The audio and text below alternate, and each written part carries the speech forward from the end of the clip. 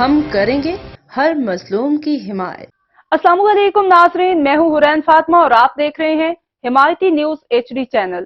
نظر ڈالتے ہیں آج کی اہم خبر۔ چھالیہ اسمگلر کی جانب سے پولیس کو رشوت کی آفر مہنگی پڑ گئی۔ 16 لاکھ روپے رشوت دینے پر مقدمہ درج، 4 ملین روپے سے زائد مالیت کی چھالیہ بھی برآمد، 4 ملزمان گرفتار۔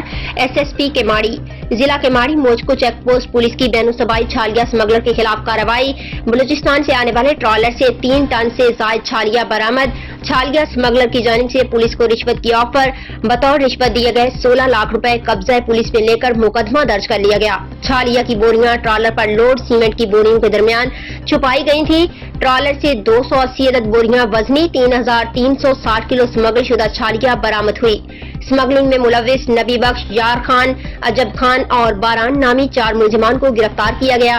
کارروائی SHO تھانہ موجکو انسپکٹر شاہد خان کی سربراہی میں چوکی انچارج موجکو فخر اقبال نے عمل میں لائی۔ ملزمان کے خلاف مقدمہ درج کر کے مزید تفتیش کی جا رہی ہے۔ احمد دین حمایتی کی رپورٹ۔ اب تک کے لیے اتنا ہی۔ مزید خبروں اور اپڈیٹ سے باخبر رہنے کے لیے دیکھتے رہیں حمایتی نیوز HD چینل۔